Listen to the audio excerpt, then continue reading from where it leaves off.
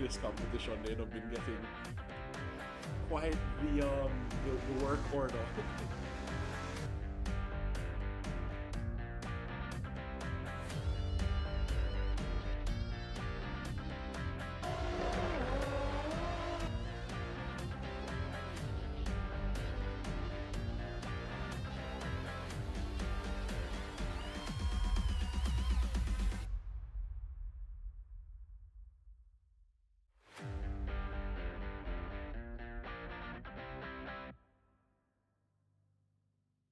You've seen almost exponentially more contact between these rivals than in the first race. Had or brand new sponsor Ceramic Hair been a part of this competition, they'd have been getting quite the work order.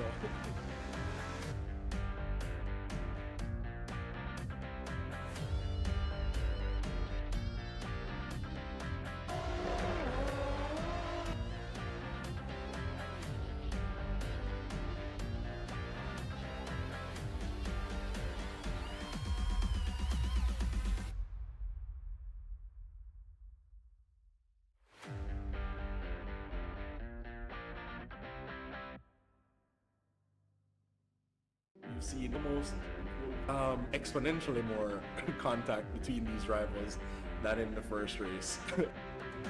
Had or brand new sponsor Ceramic Hair been a part of this competition, they'd have been getting quite the work order.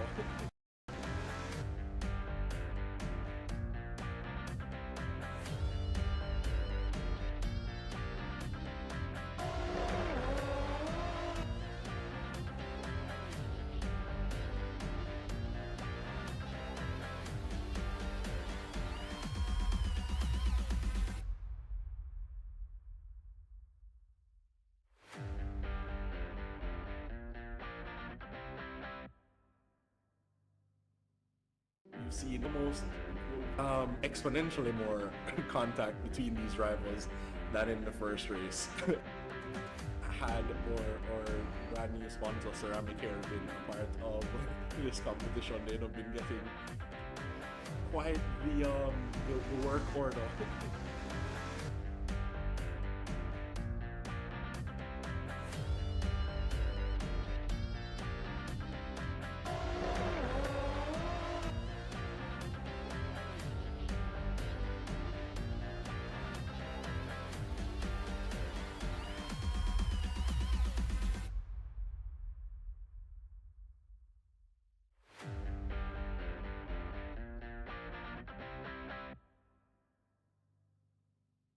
You've seen almost exponentially more contact between these rivals than in the first race. Had or brand new sponsor Ceramic Hair been a part of this competition, they'd have been getting quite the work order.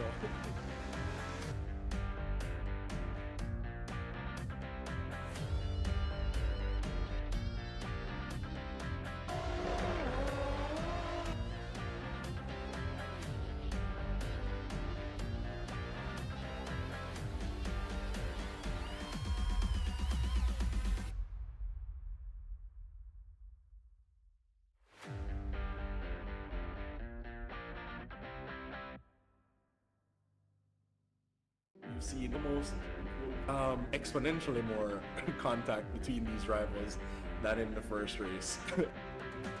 Had or brand new sponsor Ceramic Hair been a part of this competition, they'd have been getting quite the work order.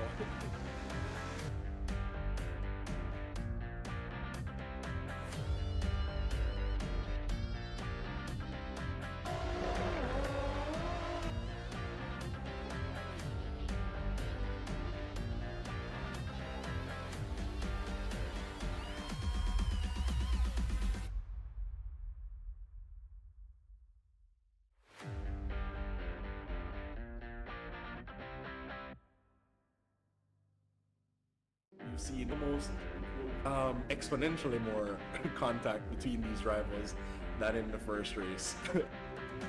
Had or brand new sponsor Ceramic Hair been a part this competition, they'd have been getting quite the work order.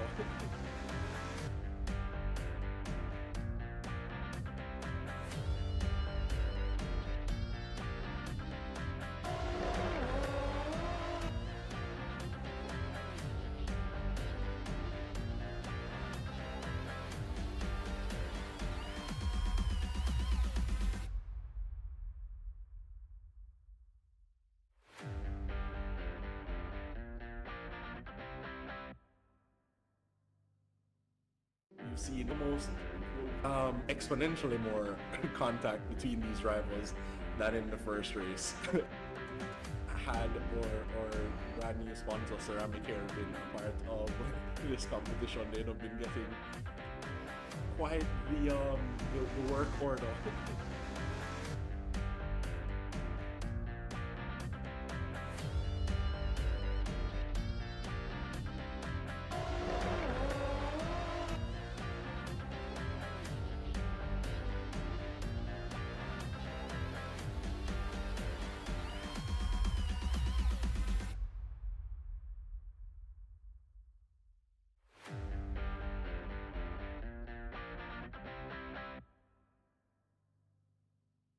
You've seen almost exponentially more contact between these rivals than in the first race.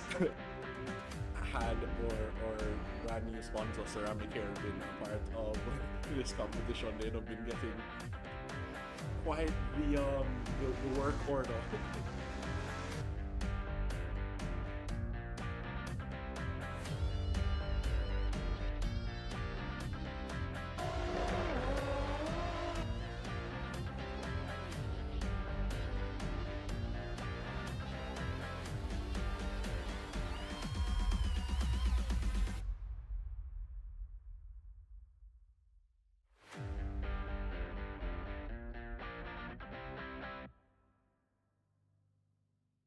You've seen almost exponentially more contact between these rivals than in the first race.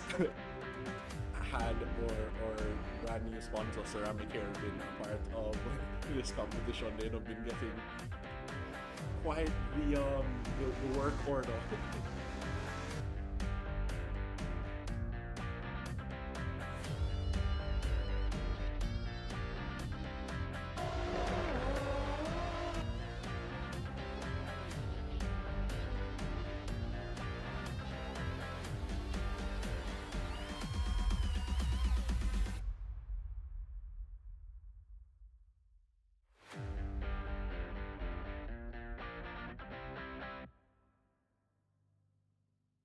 You've seen almost exponentially more contact between these rivals than in the first race.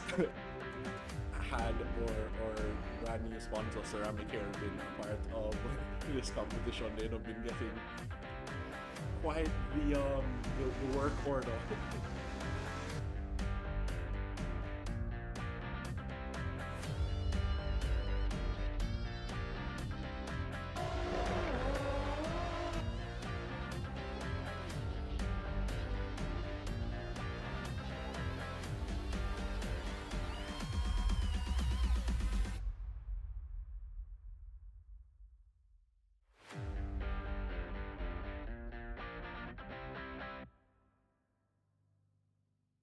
You've seen almost exponentially more contact between these rivals than in the first race.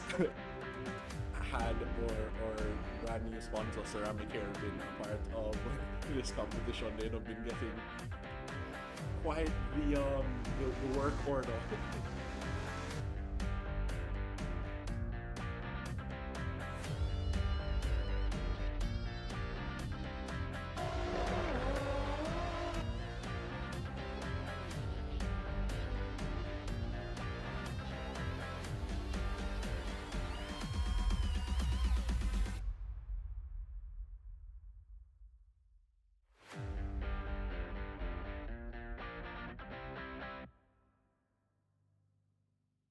You've seen almost exponentially more contact between these rivals than in the first race.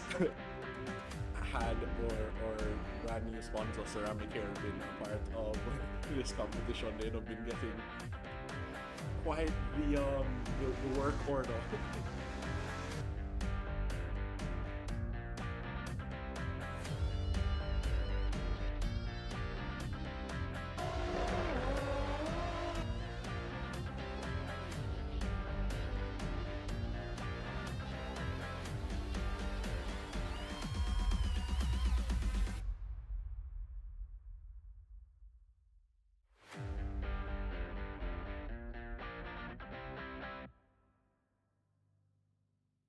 You've seen almost exponentially more contact between these rivals than in the first race.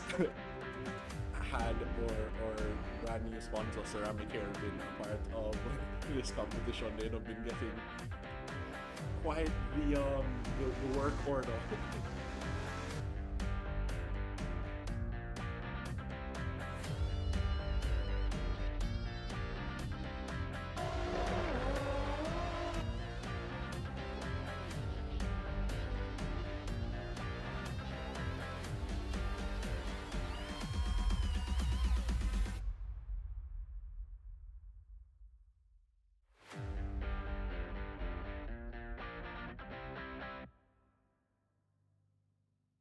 You've seen almost exponentially more contact between these rivals than in the first race. Had or brand new sponsor, Ceramic Hair, have been a part of this competition. They've been getting quite the work order.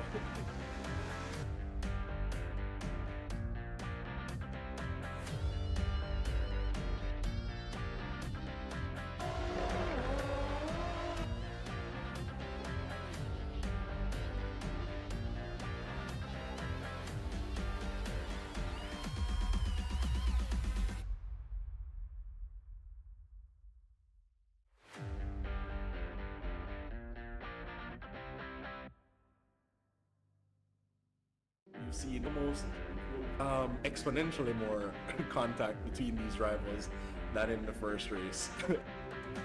Had or brand new sponsor, Ceramic Hair, have been a part of this competition. They've been getting quite the work order.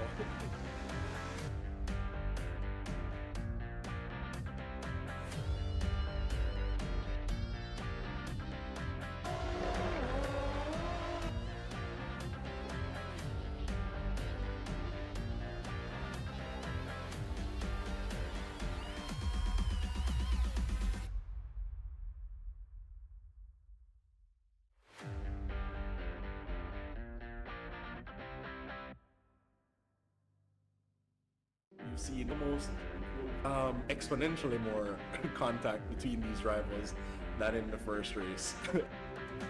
Had or brand new sponsor, Ceramic Hair, have been a part of this competition. They've been getting quite the work order.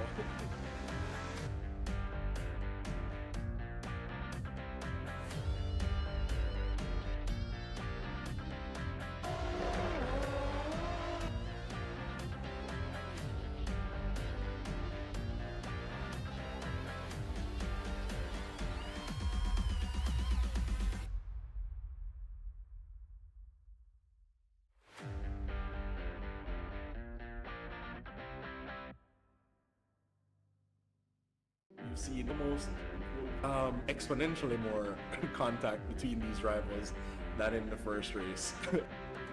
Had or brand new sponsor, Ceramic Hair, have been a part of this competition. They've been getting quite the work order.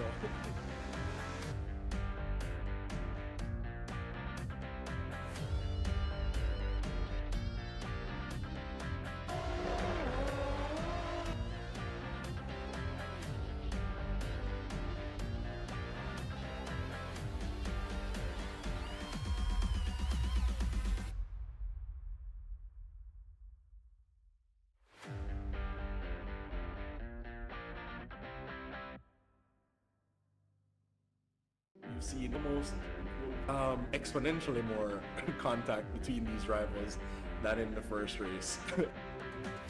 had or brand new sponsor Ceramic Hair been a part of this competition, they'd have been getting quite the work order.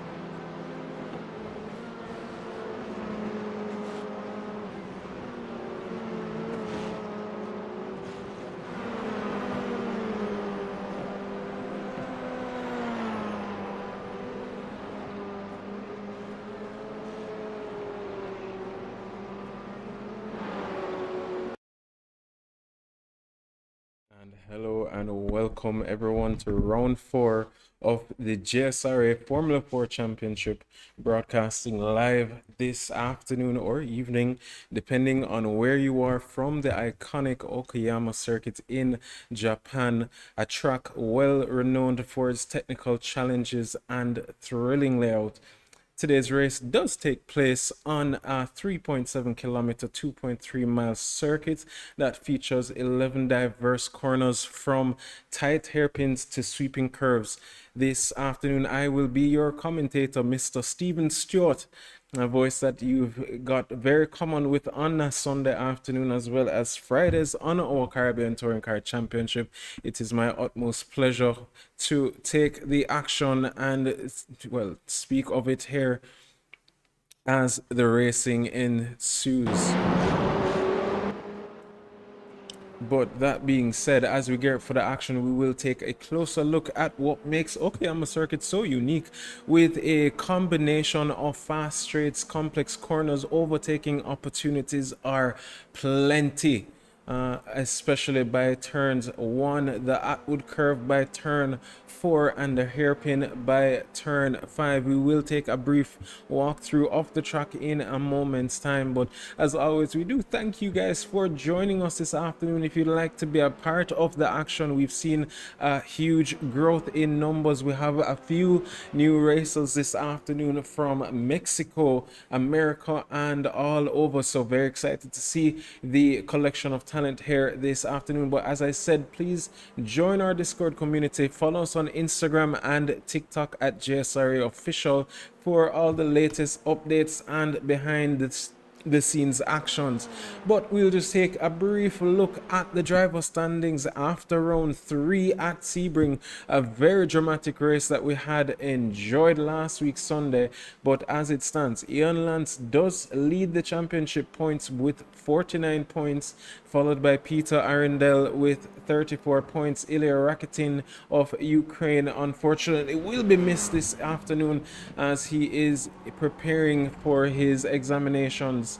But he is sitting in 3rd place with 33 points, followed by Thor Tulo of Japan with 30 points, tied with Freddy Rodriguez, who made his debut last week, of Dominican Republic, and had what we had described as a Max Verstappen-esque of a race. I have not gotten to watch the race this morning, for us at least, as yet, as I was in church and now had to find my way back to headquarters to prepare for this race. So please, no spoilers in the chat, but I'm sure we'll have many discussions in the foreseeable future. But Freddy Rodriguez did win that race last week at Sebring by a stomping 20 odd seconds to P2.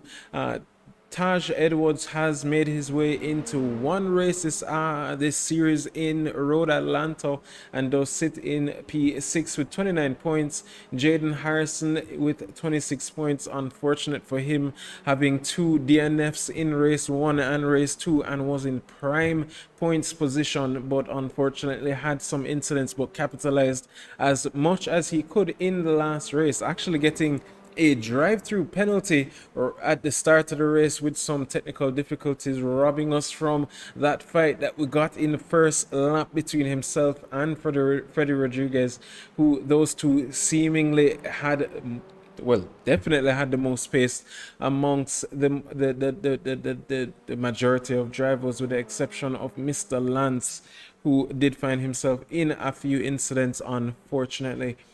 Following Jaden Harrison with 26 points in P7 is Alessandro De Felice of the Cayman Islands with 18 points, followed by Anthony McName with 16 points, Chad Dillon with 12 points in P10, Carlos Villavicencia of Colombia and Nova Racing with 10 points, tied with Mark Anthony and Julian Narcisse, each sitting on 10 points. Michelle Wallace does follow in P14 with 18.8 points. Kurt Moss, unfortunately, we've only seen him in the round one with Virginia International, and we know he does make his way as often as he can, but unfortunately work has captured him for this week, so he will not be making this week again, but does sit in 15th with 7 points. Oswin Wilson with 6, Joshua Brady and Kimani Eastman, 2 other Jamaicans with 6 points, Matthew Titus with 5 points, Reese Anzavino of the US in with 3 points, and then Vassal Farames, who we've only seen unfortunately in race 1 but is making his way back for race 4, and again of Ukraine, and we send our prayers out for him and his country there, because we do stand in support of them any way we can. Sebastian Sedano does rule out the top or the final position now with 1 point. We do see him now in P1 in the practice session. Clearly had the pace last week, but unfortunately found himself in a few incidents that dropped him further down the grid. That being said, we'll just go over a few key features of the circuit, including the elevation changes. The Okayama Circuit does feature several elevation changes that do add to the complexity of navigating this track. It does come with a mix of fast and slow corners that demands versatility from both the drivers and their cars. This is a locked setup, so we will be monitoring that to monitor monitor who will be managing their tires, their car, to the best of their abilities.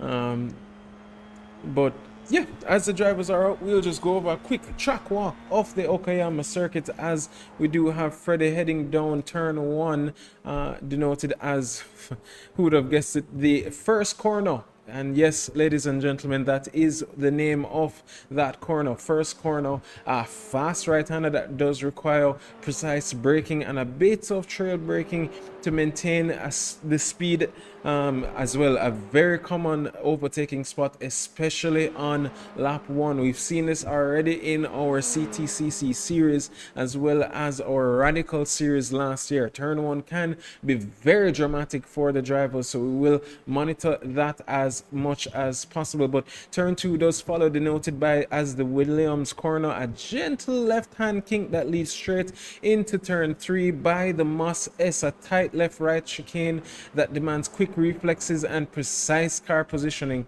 Maintaining momentum through these corners is key for a good exit on the following straight heading up to turn 5. The Atwood corner, a long sweeping right-hander that gradually tightens. It's crucial to get a good exit here as it leads on to the backstretch, the fastest straight on the corner. And as we did say, that turn 5 and 4 will be 2 very key track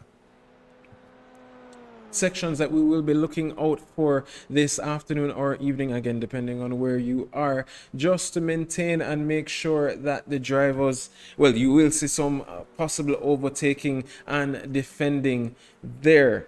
But as we said, the longest straight on the circuit does allow for some very high speeds, especially in these Formula 4 cars, and potential overtaking opportunities. Slipstreaming is especially effective here, making it a prime spot for setting up moves. We saw it last week on the run up to turn 17 at Sebring, where the drivers were sitting in that slipstream and just found themselves on a late dive there to make their moves into the final corner at Sebring, the Sunset Boulevard, if my memory does serve correctly. But turn 5 does share a hairpin, very sharp right hand hairpin at the end of the back straight. Heavy braking is required and a critical overtaking zone, because again, you can get so much speed, get that slipstream, and just that late dive.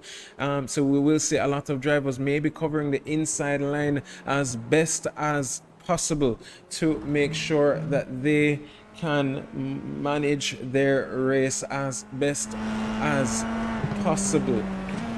But as we said, a good exit speed is essential to avoid being overtaken there into the next section by turn 6, the revolver corner. Medium speed left-hander, as well as turn 7 Piper, another medium speed left-hander that follows quickly after revolver.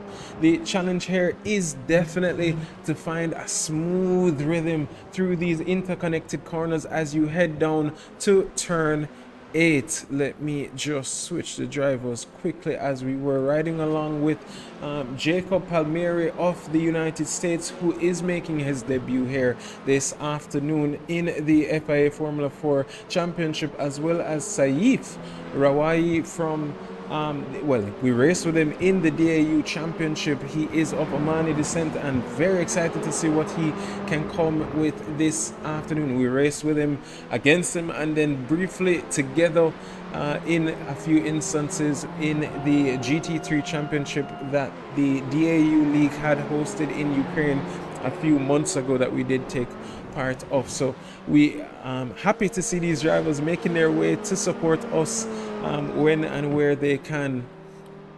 We do know that they have their own league as well over there in Omani, so we'll see how we can support them as well in the future. But after turn 8, well, we didn't even go over turn 8 really, but a tight left-hander where braking stability is critical, exiting cleanly from Redmond does set up the car perfectly for turn 9 Hobbs. Then a short run up into turn 10 by the Mike Knight's corner, a fast right-hander taken with minimal braking into the final corner, and just like turn 1 with its unique name of the first corner, I'm sure you can guess what that final corner's name is. Yes, you guessed correctly. It is called the final corner, or the last corner as it is denoted on the track map. A crucial final right-hander leading back onto the start-finish straight, and a good exit here is vital for maintaining speed down that straight to see who can make a late dive down into turn 1, or as denoted earlier, the first corner. So as we did say, between P1 and P2 is separated by 15 points. Unfortunately, Peter Arundel there in P2 will not be racing this afternoon due to the threat of the storm that is on the way in the Caribbean. So as always, we pray for the best for them. He is preparing to make sure that his home is secure, and we will be praying night and day, not only for him but the other persons of Trinidad and Tobago and fellow Caribbean countries, especially here in Jamaica, because we do see that we are on the trajectory of that hurricane. But nonetheless we will be just monitoring and making sure and praying for each and everyone's safety. But that being said, ladies and gentlemen, as we saw last week, the top 3 are separated by only a mere few tenths. Ian Lance was originally the man to beat, but as we saw last week, Freddie Rodriguez has already set the pace with a 128.984. We will see that time dropping as immediately he goes past with a 128.910. So we are expecting pole time to be about a 128.5, as that was a very fast time this week.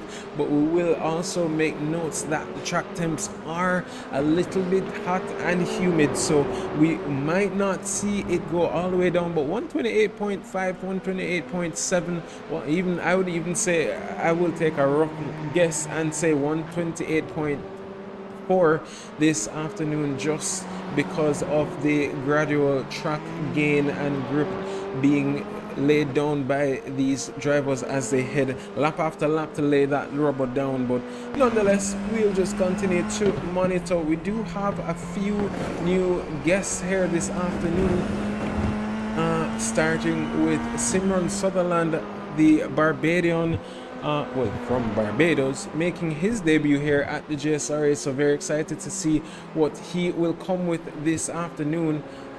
Followed by Jacob Palmieri, somebody extremely fast that we've seen in Assetto Corsa Competizione. He does race with his fellow cohort, Mr. Mikhail Charles, who we should be seeing on track. Haven't seen him as yet, but again, as they are preparing for that Hurricane, I would not be surprised if he is just, batting down what he needs to bat down before the race if he makes it. But God bless them. But yes, as we said, Jacob Palmieri, as we speak of his name, does move up from P6 to P5 and does set his fastest lap of a 129.773. So the top step is now a 128.804, now separated 4 tenths to his teammate Sebastian Sedeno of Ecuadorian descent, and it does sit in P2 now. This is not qualifying, this is practice, so we will continue to manage and monitor these gaps. But as it stands, the P2 to P7 is separated by a mere 5/10 of a second, so we'll continue to monitor that gap and see, especially during qualifying. We've seen drivers not do so well in practice and then throw a bone into qualifying, so we do expect some very late moves up the grid here this afternoon. Blake Lothian is a United States driver from a organization that we are very excited to announce our participation with moving forward, so a lot of information should be posted on that soon, especially with an upcoming event that we will be having that we are definitely looking forward to, but I'm not at liberty to say at the moment. So once all of the details have been posted, we will definitely announce that. But Blake Lothian now making his debut as well at the JSRA. And then finally Ethan De Los Santos of Mexico making his debut here, currently sitting in P13, but we'll continue to watch as the drivers make their way through the pack and see where they can gain that extra 10th here or there. Ladies and gentlemen, we have roughly 10.5 minutes remaining until this qualifying session. I am very excited to see the action to come.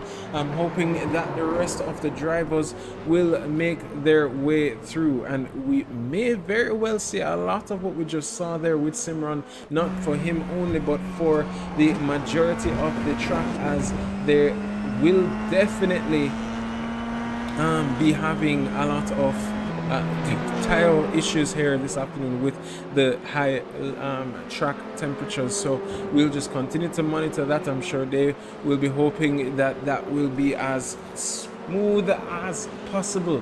But yes, following this next 10 minutes of practice, we will have a 20-minute qualifying session followed by a 40-minute sprint race. There is no mandatory pit, so drivers are going to be managing their tires as best as possible, trying to go as long as they possibly can. Hopefully no or not too many incidents will happen, but we'll knock on wood for now that none will happen.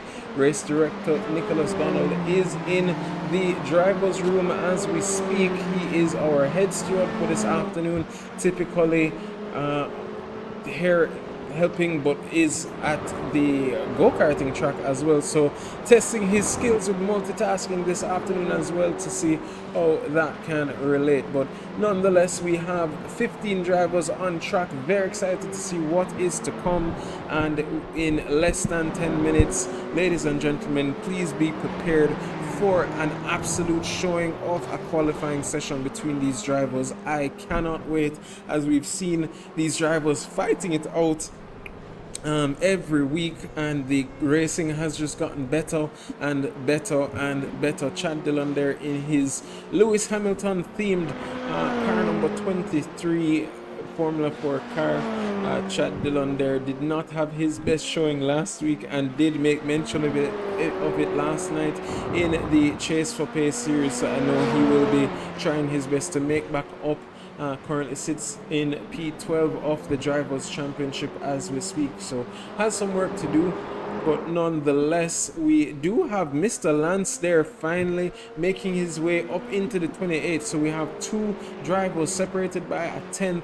The next up is Sebastian Sedeno of Ecuador in P3. Saif now has made his way up into P4, and then Jaden Harrison is in P5. Now, qualifying does go all the way to P5, and the race does points goes all the way up to P10. So we will definitely be monitoring this to make sure or see who will be capitalizing on the points. We will go over again the point structure right before or after the qualifying session has ended, just so anybody who came in late and wants to be brought up. But long and short of it, Aeon Lance is leading P2 by 15 points, and then from P2 to P7 is separated by only a mere 8 points. So we will definitely see some action here this afternoon. There's 6 rounds in total with 1 drop race, so we will hopefully get some really good action. Unfortunately, as we said earlier, Mr. Peter Arundel will not be making it for this race, as well as Mr.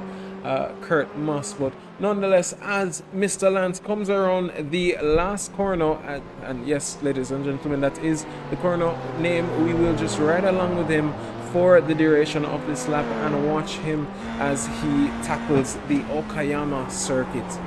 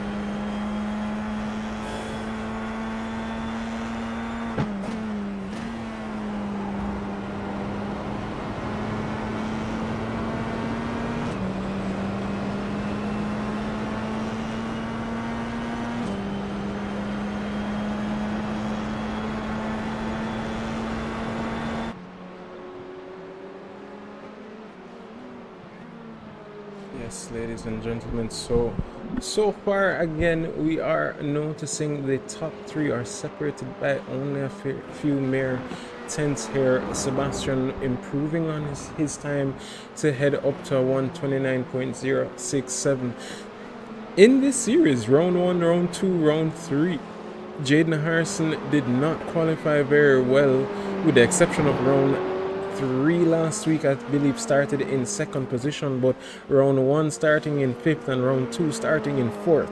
So I'm sure he is trying his best now to see where he can find his way up the grid and maybe get a better starting position. But as it stands, he's now almost 6 tenths. Oh, and then quickly improves, clearly listening to us on the stream, quickly improves now to a 129.242. But although he hasn't had the best qualifying pace, his race pace has been rapid, has even put in a little bit of pressure there on Freddie Rodriguez last week. The two taking not podium, but P1 after turn 3, then 6, then all the way down to turns 11 and 12. So that fight, again, we were robbed, unfortunately, by Jaden's equipment there. Had, what was it? I believe, binded his clutch button to, or assumed it was binded to his steering wheel of his Fanatec, but unfortunately it was binded to his,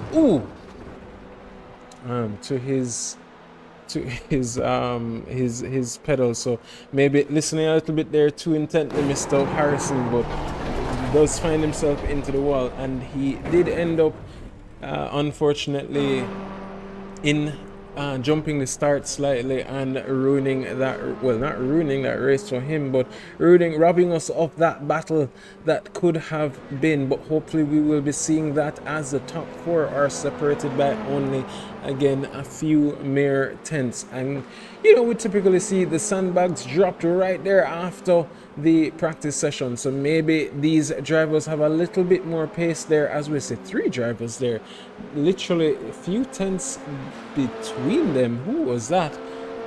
We will monitor that, but I believe that was Saif. Yes, Saif, Jacob, and possibly Simran there, getting a little bit of race practice in as quickly as possible before the start of the race. Again, some of these drivers have not raced together, so they are using this to their advantage. Car number 2 is Simran. So right, that is currently P5, P6, and P7 in the timing sheet. So we will continue to monitor as these drivers are definitely just enjoying themselves, maybe learning how these drivers react each before the start of the race. So Saif Rawai of Omani, Jacob Palmieri of the United States, and Simran Sutherland of Barbados, all three just getting in as much practice, either race quali or just getting some fun ziz before the start of this race. Less than a minute to go until a 20-minute qualifying shootout, ladies and gentlemen.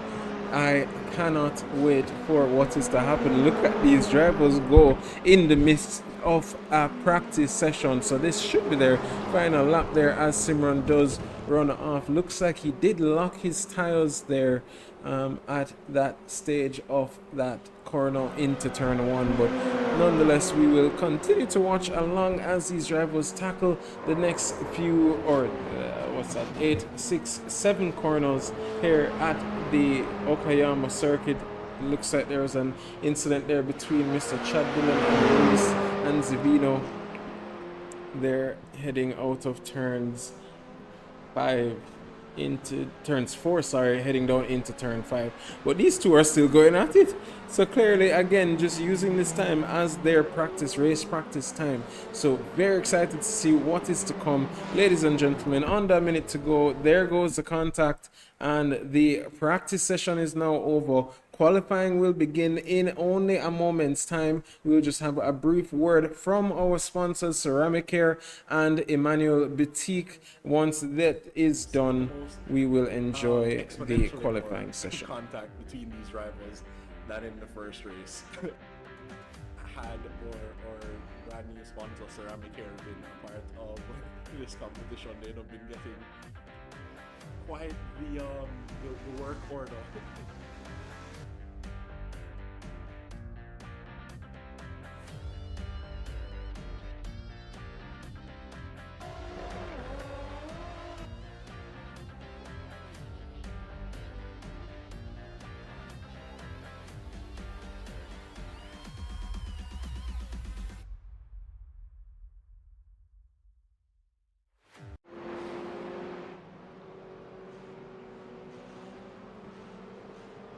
And ladies and gentlemen, we are back. Sebastian Sedeno is the first out of the blocks and ready to go racing or qualifying, let's say.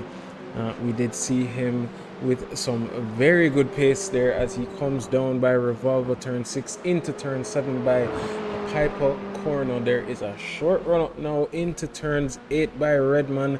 A very tight left-hander here. You see him hogging the curb, go wide, head out into Hobbs by turn 9, and then again another very short run up to turns 10 by Mike Knight's corner. Here you will see a very minimal amount of braking heading into the last corner by turn 11, and then now has all of that green area to run wide and head down the start finish stretch into the first corner, now starting his first flying lap and the first flying lap of tonight's or this afternoon's race, and does look very good there into turns 3.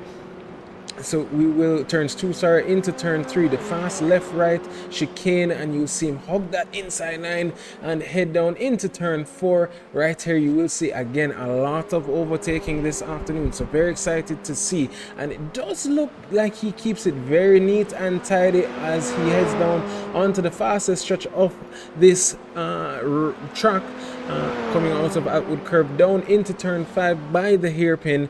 And here again is going to be another good qualifying overtaking position, but there you see it has to hug it very tight, a very short run down into revolver, and there it goes. You have to maintain as much stability there. I believe Chad Dillon is the next car that was on the block to catch up, so he hopefully will not be hindered by the car ahead and will be, oh, there he goes. Sebastian is coming off of the racing line as quickly as possible. I believe as well that that is Mr. Ian Lance right there behind him. I'll confirm in only a moment's time. Yes, it is. So we will watch him as Chad Dillon comes around the final 2 corners. Right by the last corner comes around. We don't know how well his lap went, but we will get a moment's notice as his first lap comes to a conclusion. And Chad Dillon did not set an indicative time, but Ian Lance does set the benchmark time of a 129.515. We'll monitor next Jacob Palmieri, only 0.3 off with a 129.867. Blake Lothian now a little bit off the pace, but is improving on his personal best there with a 130.489. We'll continue to monitor as the gaps or times are coming in fast and furious. I'm assuming there were a couple invalidated laps as drivers are passing the line, but unfortunately not on pace. As you see, Matthew Titus there with a 132.013 and Reese Anzavino 133.133. So those times will come down as you see the laps going. But here is Mr. Ian Lance as he comes around turn 7 heading into turn 8 by Redmond, and does look very tidy on this run, so we should see his time improving. Freddie Miro already taking that pole position away from Mr. Lance there with a 129.266. We saw these two drivers being the only two in the 128. Sebastian did have a run for a 129.0. So as Ian Lance comes around the final corner and sets his time, does he improve? Yes, he does, and goes to the top of the timing sheet with a 129.147. Sebastian Sedeno now setting a 129.646 on his final lap. We'll even monitor Mr. Blake Lothian now coming, oh well, he was coming around the final corner, but does make his way into the pits. A driver we have not seen as yet now making his way down into turn 5. Now, we mentioned it in practice. Jaden Harrison has not had the best qualifying position or performances for the past few events, so we'll continue to monitor him. He did get a very good tow in last week's race from his teammate Mark Anthony Eaton, but unfortunate for him, Mark Anthony is not in this weekend's race, so we'll be hoping to rely on the tow from somebody else at some point, but nonetheless we'll be trying to shoot out for the best lap that he can possibly get as he comes around turn 11 and rallies around the final corner. Does not use as much of the track as you'd expect, but there he goes. Hopefully this will be his first hot lap or indicative time, and no, it is not. So not sure if that was invalid, but we will just ride along now to see him hopefully set a fast lap and come fast and fierce as he comes around turn 2 into turn 3 into that fast left right chicane. We will monitor on board and watch as he comes around. Ladies and gentlemen, I'll give you a brief break from my voice as we ride along with Jaden Harrison, my apologies. Freddie Rodriguez there already in the 128, so already making his dominance known with a 128.8483 tenths up on his closest competitor, Mr. Ian Lance, and we'll monitor Ian as he is the driver right behind Jaden Harrison. But let's just watch and see where Jaden comes out in this qualifying session after this lap. 12 minutes remaining, 13 minutes basically, so we'll continue to watch. The drivers do have time as he comes around by turns 9, out of turn 9 into turn 10. Does have a good run on the rear of that red Formula 4 car coming out of turns 10, and will this be the tow that he needs? And does try and goes. That is the amount of track width that you want to see the drivers using, and uses that slipstream. Where does Jaden Harrison go? And that is P2 with a 129.142. Very appreciative there. I believe that was Mr. Julian Narcisse of the Cayman Islands, you giving him a tow. I'm sure not on purpose, but to his countryman's detriment. Does put Jaden Harrison into P2 for the foreseeable future with a 129.142. So clearly listening there is Mr. Harrison. Ian Lance there is the driver right behind him and is definitely looking to see where he can improve here or there. Saif Rouahi has taken P5 away from Jacob Palmieri of the United States in P6. Reese and Zabino did have P5 for the brief moment there, but as his very good friend and our good friend here, Joshua Brady, did state, keep Reese's name out of my mouth, because every time I mentioned his name last week, he was in prime position and then found himself in a incident. So a little bit of commentators curse there happening, so we'll try our best to keep the names out for this meeting. But ladies and gentlemen, roughly 11 minutes remaining.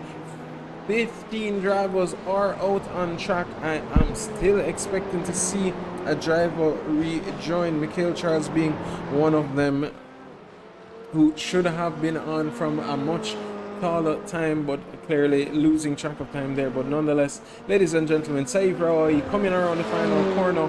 Does he improve? It does look like he is not improving, and does come around the line. Did not improve, 3 tenths down on his last lap. So as it stands, and there it goes, going very much so sideways. That is Jacob Palmieri there following suit. So not sure if there's a little bit of dirt or if he was just caught off guard there by the Omani driver of Saif, but unfortunate, both of them making the same mistake in a matter of seconds. We monitor Chad Dillon in that Lewis Hamilton themed Formula 4 car. Very well decorated, actually. Not one known for his creativity is Mr. Chad Dillon. So, and I can say that because he is my cousin. So I know he will definitely be saying some ill words towards me at the end of the race when he hears this on commentary. But nonetheless, we do notice Simran Sutherland moving up from P8 into P7 and taking away that P7 position from Reese and Zabino. We'll watch him as he is or should be on his out lap now after that little mix-up for the last lap. But now we'll just ride along now with provisional pole sitter Mr. Freddie Rodriguez, who is under threat by Jaden Harrison, only 500ths down on him. So these two are not very comfortable. Ian Lance is in P3, so Jaden Harrison, they're clearly listening to me in commentary and saying, no sir, I did not have the best qualifying session in P1 and P2, but guess what, keep my name out your mouth, because at this moment I'm only 500ths down on pole sitter Mr. Freddie Rodriguez, who is clearly trying to make as much separation between himself and P2 and P3. Mikhail Charles now making his way into the qualifying session. 8 minutes or 8.5 minutes remaining. We will only wait to see what is to come. Ladies and gentlemen, if this is the qualifying session, there was, I believe, that was Kimani Eastman there losing the rear end of this Formula 4 car. Again, a track like this with the track temperature so high, you are going to see drivers utilizing or should be trying to maintain their tires as best as possible. as Freddie comes down and does not improve, but again will be trying his best to see where he can gain a little bit of separation there from the Jamaican and Cayman driver right behind him on the tail. But Ian Lance there still 129.147 is his fastest lap, and as he does start another flying lap, we'll monitor him to see where he can gain an extra tenth or two. I'm sure pushing. Sebastian Sedeno behind him did set a faster lap in the practice session, but both these drivers, well, Ian was in the 128.8 and Sebastian was a 129.0, so I'm sure these two will be looking to maintain and maybe even improve on their lap time. So as it stands, P1 and P2 are not secure. 7 minutes remaining and the track grip will be getting better as the drivers are laying down more and more rubble. As we said, we thought that the pole position would be about a 128.4, but clearly the drivers not finding that footing underneath them. So as it stands, 128.8, maybe we can get down to 28.6 or 7 depending on how hard these drivers are pushed at the latter stages of the qualifying session. But as Ian Lance comes around turn 9 on that short run up to turn 10, a very fast right-hander coming here, minimal braking if any, maybe even just a slight lift. Here you'll have the minimal braking coming out of the final corner, get as wide of a run out down the start finish stretch. And does he improve? I don't think so. And no, he will not. Ladies and gentlemen, as it stands, I'm not seeing anybody necessarily improving, as there goes Sebastian Sedeno around the turn 4, is it turn 5, my apologies. And as we see Saif there going very drift heavy into, well, where was that? I don't even recall. But nonetheless, as it stands right now, provisional pole is a 128.848, followed by P2 with a 128.896. So these drivers separated by a mere 0.05 of a second. Jaden Harrison looking like he's maybe just watching that gap and saying, hey, you guys lay down a little bit more rubble, maybe just, you know, shake it off a little bit and prepare for the race. I'm sure we will, or we should be seeing him come out at the latter stages of this qualifying session, something that we've seen in Formula 1. But there goes Jacob Palmieri of the United States to take P4 away from Sebastian, the Ecuadorian, and does set a 129.410. So that is his personal best. We did see him getting a little bit of race practice, so clearly knew he had the pace for the top 5, and we saw him with the race pace. So let's see what he can do in this qualifying session. Ladies and gentlemen, with under 5 minutes remaining to go, drivers are still beating at it to see where they can finish up in the latter stages of this qualifying session.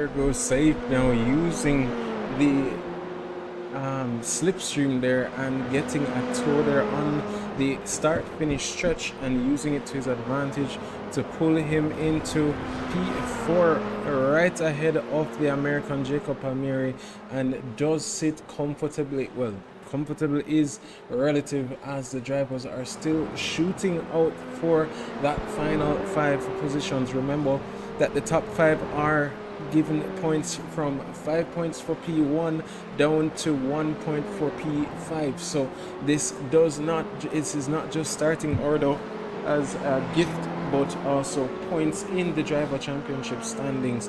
With less than a minute to go, ladies and gentlemen, we will have some drivers with only one more lap, and some already. Mr. Chad Dillon should already be on his final lap as he will be passing the line after the start, after the timer has elapsed. 20 seconds to go. I'm believing only Mikhail Charles will be the last person, if he makes it, to catch back up and get a final lap. And there goes Jacob Palmieri losing his final lap there, unfortunately. And Mikhail Charles as well will be missing out on that final hot lap for himself. So as it stands, we will ride along with Simran Sutherland here in P8 currently with a 130.069. Will be trying his best to see if he can even gain an extra. Well, he would need at least 3/10 to move up into P7, but will be pushing as hard as he can to make that gap stick. P1 is sitting comfortably now because everybody else, the closest driver to him would be Sebastian Sedeno, who is currently on track and trying to gain an extra 10th or here, but that is his teammate. And there goes the commentator's curse. Simran Sutherland now losing out, so we'll just take a brief look now at Mr. Sebastian Sedeno. I'm sure wishing that his teammate Mr. Freddie Rodriguez would just slow down just a little bit to give him that toe on the back stretch, but as he comes out of turn 9 into turn 10, again a very fast right hander, you will not, as it's heard, not much lifting and coasting there, just flat pedal to the metal as they come around the final corner, the last corner as it's denoted, to finish up this lap. Does he improve? No, he does not. So ladies and gentlemen, Freddie Rodriguez did improve in turn on that final corner, and does stick but does not improve from P1 into any other position obviously, but does stick P1 as 128.799 on pole position. Jaden Harrison there in P2 with a 128.896, and Ian Lance in P3 with a 129.147. What a qualifying session that was. Saif Rawai and Sebastian now capping off the final 2 points positions for qualifying with a 129.28, one for the Ecuadorian and 129.287, so separated by a mere 6,000ths of a second between the two drivers. Jacob Palmieri in his debut here in the JSRA with a 129.410, Reese Anzavino with a 129.732. The next driver is Simran Sutherland in his debut as well with a 130.069, Mikhail Charles with a 130.142, and Julian Narcisse in P10 to cap off the final points position with a 130.160. Chad Dillon in P11, Blake Lothian in P12, Vasil Farmetz in P13, Kimani Eastman in P14, Matthew Titus in P15, and Ethan De Los Santos, somebody I did not see do a qualifying session unfortunately for him, but does sit now in P16. Ladies and gentlemen, what a race to behold and about to get going. I am very excited to see what is to come. 2 minutes remaining, or let's say a minute remaining, and the race is about to begin. Ladies and gentlemen, sit back and relax and get ready for what a showing. If it's anything like we saw last week, I am very excited to see what is to come, especially between the top three in the first few laps. These drivers are very strategic and only separated by a few mere tenths. So let's see what is to come. Freddie Rodriguez on pole position, Jaden Harrison in P2, and Ian Lance in P3, Sebastian Sedeno in P4, Saif Rawai in P5. Ladies and gentlemen, 30 seconds remaining. Let's get racing.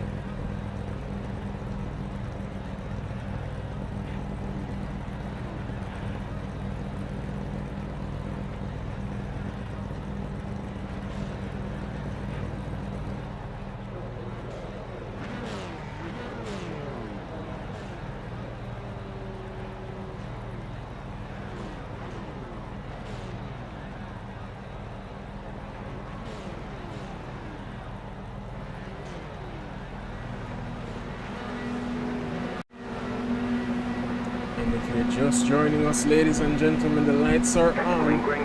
And it is now green light. Freddie Rodriguez with a brilliant start there off the line. But guess what? Jaden Harrison and Ian Lance are also there, right there, ready for the picking. And as it stands, these drivers are separated by, again, a few mere tenths. As it stands, it is Jaden Harrison Freddie Rodriguez from Jaden Harrison, from Ian Lance, from Saif Rawahi, who has made up a position. Sebastian Sedeno has been the biggest loser. But guess what? Jaden Harrison has already made a move there on Freddie Rodriguez. Freddie Rodriguez there looking like he did go very wide. Not sure if that was an incident, but we will take a replay very soon once the race kind of plateaus. But as it stands, Ian Lance from Saif Rawahi and Jacob Palmieri in his debut already making himself up into P1. Ian Lance there has lost out already. So the grid has mixed up so profusely already, and the drivers are literally just making their way through. Oh, what is happening? Freddie Rodriguez now sitting all the way down into P11. Jaden Harrison in P5. We will take a look at what had happened, but there goes Saif right on the tail of the Cayman driver number 824 in P2. Ian Lance now already taking a look to see, but it looks as if there was a safety car called. With all of that drama, ladies and gentlemen, what a start. We'll take a quick look now to see what had happened between Jaden Harrison and Mr. Freddie Rodriguez there at the start of this race.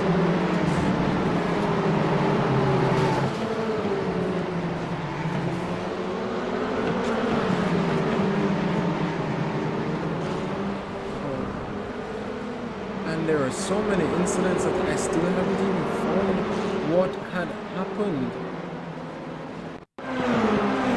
So here is the move. It was Jaden Harrison on the inside. There was no contact. Actually, the two just went wide, maybe running out of space. There was Jaden Harrison and Freddie Rodriguez rejoining there back in P11. So very interesting there. But as it stands, ladies and gentlemen, we do have a safety car called. Jacob Palmieri is in P1, Ian Lance in P2, Saif Rawai in P3, Simran Sutherland in P4, and the best winner right now is Blake Lothian in P5, who's just made his way as far as he could possibly go. Jaden Harrison and Freddie Rodriguez will have their work cut out for them this afternoon, so we will continue to watch him as he's sitting right beside his countryman. But there is Freddie Rodriguez. I'm guessing did have to make a pit stop, maybe had a little bit of damage there. We do have one quick or fast repair, so they will be making their way up to the back of the pack as far as Matthew Titus there. So much had happened in that early stage of the race. We'll take a quick look as even Mikhail Charles there found himself in an incident there with Mr. Chad Dillon. Ooh, ouchie.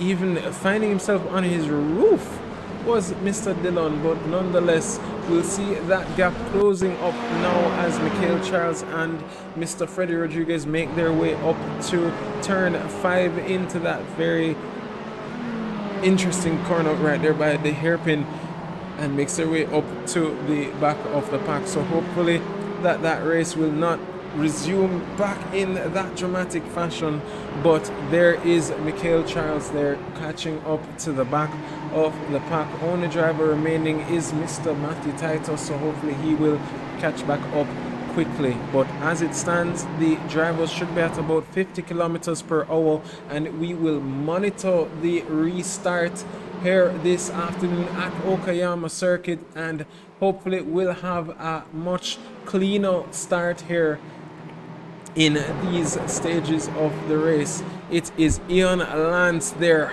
right there in the rear of the car, ahead of Jacob Palmieri in his debut. Already they're sitting on a pole position. There's an incident already, but there is the race restart, ladies and gentlemen, and Jacob there getting away as quickly as possible. Ian Lance there in P2, already under threat by Saif, the Omani driver. I believe that was Kimani Eastman and Jaden Harrison that I saw there on the restart into turn 1. So again, unfortunate for them, but racing has resumed. Saif Rawai is on his way, but right behind him is Simran Sutherland and Blake Lothian and Reese Anzavino, all fighting up for that P4 position, and P3 is now up for grabs for all of these drivers. But there is Saif and Ian Lance, a drag race. We did say that this would be one of the prime overtaking opportunities. These drivers very clean and hard, already anticipating some very good racing as they go side by side into turn 6, 7, and then on the run now into Redmond turn 8. These drivers side by side, not giving an inch, and Ian now, I'm sure, is just saying, all right, clearly you are not going to give up this fight. So the side by side into turn 8, into turn 9, and Ian does look like he does have the prime position here, as that very fast right-hander into turn 10 does come and bears fruit for Mr. Ian Lance as he takes back that position from Saif. Saif backing out and just saying, all right, here what, let's not fight now, the race has just begun, and we already have a 2-second gap to Jacob Palmieri in P1, so let's pull each other along. Reese Anzavino is now as well finding himself up into P4, Blake Lothian in P5, Michael Charles in P6, and the gap is still under a second. Jaden Harrison and Kimani Eastman there are the two biggest losers of this race restart. Freddie Rodriguez already finding himself in the mix, trying to see where he can capitalize. Now, we did see him pull very much so away from the pack last week at Sebring, pulling a 20-second gap, and is already putting as much pressure as he can possibly put on his countryman, not his countryman but his teammate, as the three go 3 wide into turn 5, and there goes Freddie Rodriguez. And that seems like there was another incident there with Simran and Vasil Faramets, but nothing too dramatic, hopefully, as the drivers get back onto track as quickly as they possibly can. But as we said, Freddie Rodriguez now is on the hunt to get him back his positions and make his way up to the top of the pack. He's only a few seconds away thanks for that safety car, so he will be looking to capitalize and make as many positions as he's now on the hunt for the American Mr. Blake Lothian right ahead of him, and then the Trinidadian of Michael Charles. So he does get the slipstream coming out of the last corner, now heading into the first corner. And yes, ladies and gentlemen, these are the names of these corners as he takes a dive down the inside and makes that move stick on car number 6, the American Blake Lothian, and now has his eyes set on car number 17, Michael Charles, in that blue, orange and black Formula 4 car. Blake, I'm sure, will be using this as his opportunity to pull himself along, but now the Trinidadian under the threat of the Dominican Republic driver of Freddie Rodriguez, and these drivers will be fighting it out as quickly. Freddie already taking a look there on the outside. We know Michael Charles from the Caribbean Touring Car Championship does love an inside defensive line, and is that a switcheroo attempt there for Mr. Freddie Rodriguez? But Michael Charles, we know him as always putting on a Fernando Alonso-esque stating of our defense, so we'll be protecting and holding on as best as he possibly can, and these drivers are going to be fighting it out. Jacob Palmieri now has a 3-second gap to the car behind. We will monitor that very soon, but as we watch Mr. Rodriguez here hounding on the rear, coming out of that final corner, we'll have the slipstream and we'll just take a brief look to watch as these drivers come down the start finish stretch. Will pull to the inside line is Michael Charles, and the ID line is the outside line, but the defensive line will bear fruit hopefully for Mr. Michael Charles. And there goes Freddie Rodriguez again trying to sneak wide, and there goes Michael Charles pushing him as wide as he possibly can. But what a defense, what an attempt at a dive bomb here as they go through the fast left, fast right chicane by turns 3, the Moss S corner into turn 4, and there goes Freddie Rodriguez still trying to put the pressure, and does hug now the inside line. Coming on to the fastest stretch of this track here is Freddie Rodriguez hugging that inside line. I'm sure Mikhail would have loved to go on to that defensive line, but unfortunately for him will not be able to, and there goes, it seems that move has stuck and will hug that inside line. His teammate Sebastian Sedano now trying to make a move on the American in P7 as well. So Freddie Rodriguez seemed like he has made that move stick. Jacob Palmieri did not have the qualifying pace, but clearly, and we did state, has race pace in Assetto Corsa Competizione, made his moves from all the way down in P6 all the way up into P1 now, enjoying the fruits of that safety car in the beginning stages of this race. Jaden Harrison now, we do notice he is at least one lap down, so I'm going to assume this will be a DNF for him this afternoon, but nonetheless we'll just continue to watch this gap between Sebastian Blake and Michael Charles, the trio trying to stick along with the original pole sitter of Mr. Freddie Rodriguez, but we will continue to monitor that gap. We will just take a quick look here as Mr.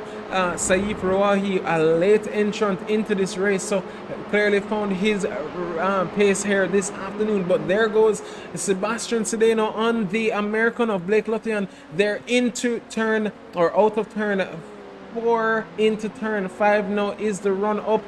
Sebastian, the Ecuadorian, is going to hug that inside line and defend to the best of his ability. Ladies and gentlemen, it's only been 12 minutes of racing and I'm already tired, something that we've gotten so used to. But Michael Charles now will have to be watching in the rear view of that car driven by the Ecuadorian of Sebastian Sedano. Freddie Rodriguez now will be on the hunt for Reese Anzavino and will be trying his best to capitalize. He has 28 minutes, right under 30 minutes to catch, and is still very much so in contention for that P1 position to gain back from the drivers ahead.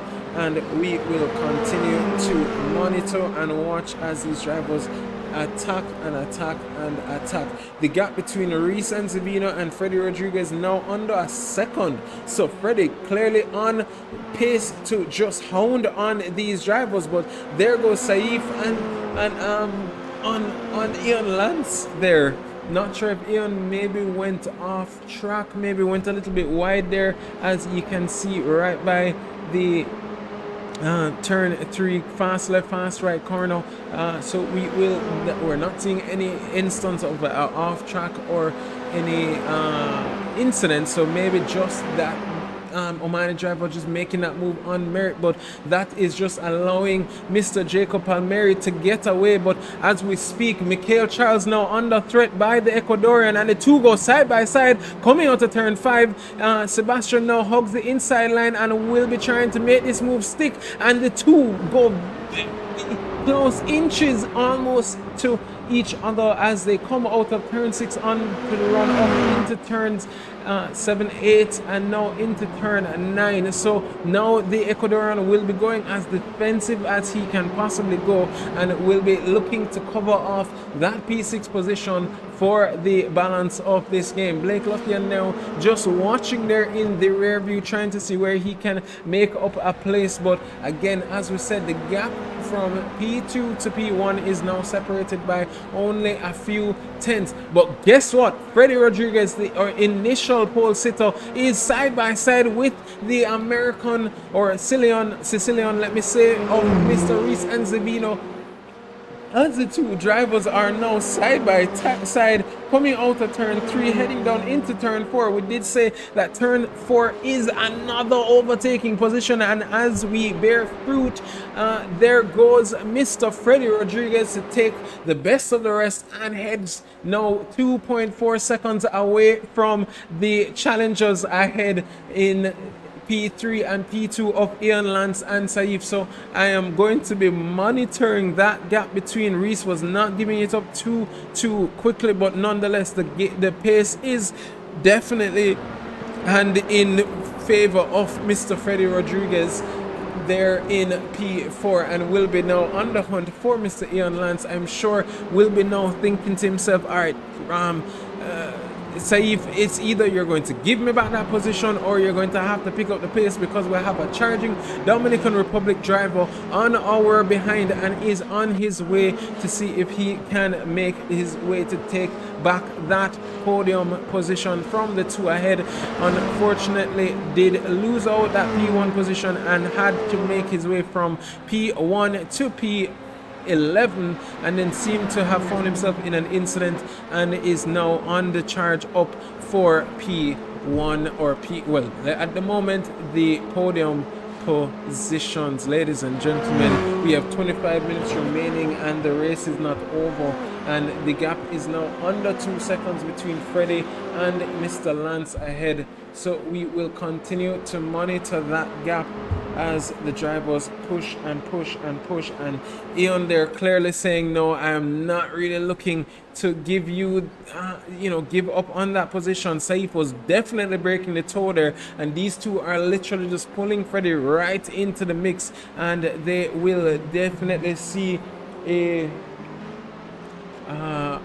charging Dominican Republic in their rearview mirror, as that gap has moved from 2 seconds now down to 1.5 seconds. We'll continue to monitor. Hopefully these two will work together, but nonetheless Freddie Rodriguez is on a tear to try and catch back up to those cars ahead of him, and we will continue to just watch and monitor.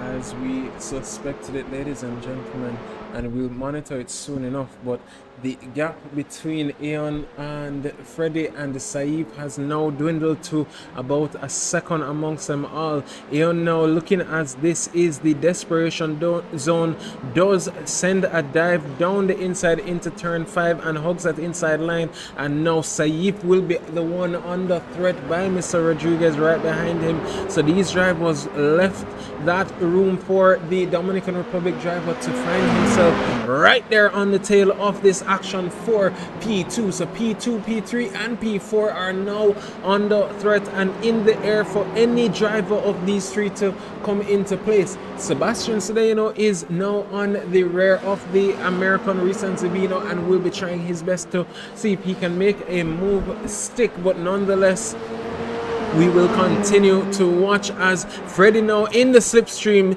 Saif now trying to break that toe, and Freddie now does hug that inside line. I thought Saif would have tried to hug that inside line a little bit longer, but no.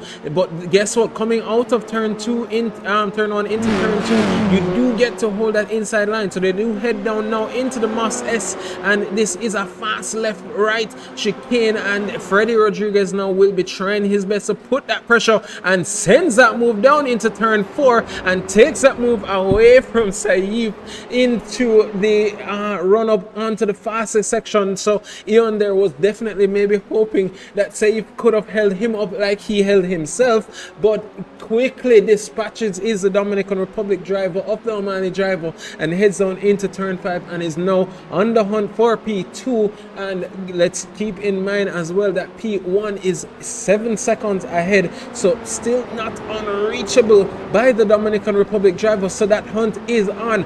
Very slightly there for Saif there coming out of turn 6, so into turn 7, 8, and now heading into turn 9 is the trio of Ian Lance, Saif Rawahi, and Freddie Rodriguez. Freddie Rodriguez now is or has been on the hunt to see if he can gain back that position back into P2 and maybe even fight his way back up into P1. So we once, well, if he gets to dispatch quickly of Mr. Ian Lance, a very quick driver, somebody that we should not assume will be easily giving up that position. So we'll continue to monitor that as that gap is now 4/10 to the driver ahead of him. We will ride along board with Freddie Rodriguez, the comer of last week, made his debut last week and has just been putting the pressure on these drivers here this afternoon. Now 3/10 down, does take a very wide exit into the fastest stretch of the track. Goes Freddie Rodriguez. So does not look like he goes defensive is Ian Lance. Does look like he has enough space, but there is Freddie Rodriguez right on the rear of the Cayman driver. Saif did lose the car there, and did he lose out? But there goes Freddie Rodriguez now. Hopefully Ian just opened the door to allow him. Nope. Definitely trying his best to see if he can find himself to fight back for that P2 position, but if not, we'll be using him to pull himself along to catch up to P1 of Jacob Palmieri. I'm sure Ian is thinking that to himself. Clearly does not have the pace of Freddie Rodriguez, so something he's not really used to seeing, as he's typically one of the faster drivers himself and Jaden Harrison, even Mr. Kurt Moss, but now finding themselves in the mix with the Dominican Republic driver. That gap that was 7.8 seconds has already dwindled to 7.5. So clearly, under 20 minutes remaining, I'm sure Ian, a very strategic driver, will be looking to use Mr. Freddie to pull himself as far as they can possibly go and see if they can capitalize and catch back up to P1 and mount an attack. Saif Rawahi unfortunately has been the biggest loser so far, falling all the way back now into P7. Sebastian Sedano in P5 now, looking to see if he can gain back that P4 position from Reese Anzavino and gain that best of the rest position, and maybe even possibly fight for that podium position. But there they go, side by side, coming out of turn 5 into turn 6, now into turn 7 and turn 6 now, my apologies, into turn 7 into 8. And that very short run up, he is being as cautious as he can possibly be. As I said earlier, keep Reese's name out of my voice, but I can't, because the drivers are fighting it out to see who can gain glory here this afternoon at Okayama Circuit. The track temps are not as cool as last week. They're not extremely hot, but still very the drivers are experiencing that summer heat as they fight. Sebastian now does have a 3/10 of a second up on the fastest lap of the race so far. Freddie Rodriguez has been the only driver in the 128s, but Jacob there has found pace. The gap has moved slightly by, let's say, a second, so maybe a little bit of tire saving for the end of the race there for Jacob. But the gap between Ian and Freddie has dwindled to about a second, and the gap between Freddie and Jacob has dropped to 6.8 seconds. So a full second has been removed from these drivers, and I'm sure will be on the hunt to see where he can manage and gain that extra second per lap to maybe mount an attack at the latter stages. We do notice an off track there for Mr. Jacob Palmieri. We'll take a brief look, so not sure if that was a mistake. And just going a little bit wide there on the exit of turn 9, sorry, as he runs on into turn 10. But we'll continue to watch as the drivers head out, and there goes Reese Anzavino, looking like he had an incident. We'll take a quick look at what happened there. And it looks as if he just lost the rear end of his car, and you cannot blame that one on me, Mr. Joshua Brady or Reese Anzavino. That one was unfortunate. I did take the camera off of you for that brief second, but ladies and gentlemen, that gap that was 7.8 seconds has now been brought down to 6 seconds, so almost 2 seconds in 2 laps. So we should be monitoring that gap. Not sure if Jacob is just using this as his time to save tires and, you know, hold on, but Ian Lance there just holding on and using Freddie to just pull him along as well to see if he can even mount an attack to the race leader of Jacob Palmieri this afternoon. Saif Rawahi still on the rear of the Trinidadian of Mikhail Charles. Mikhail did not get a very good qualifying session, and we've seen in the past uses the qualifying and practice session as his quote-unquote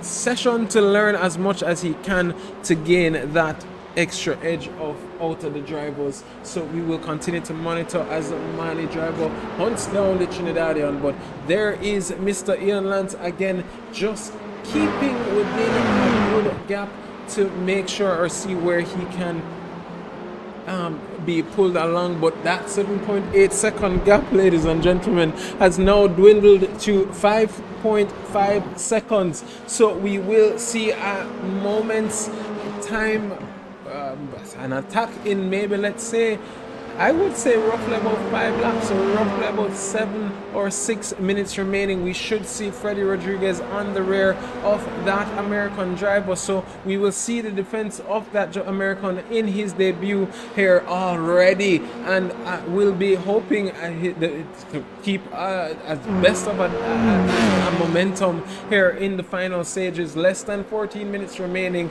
Ladies and gentlemen, we have a doozy on the way.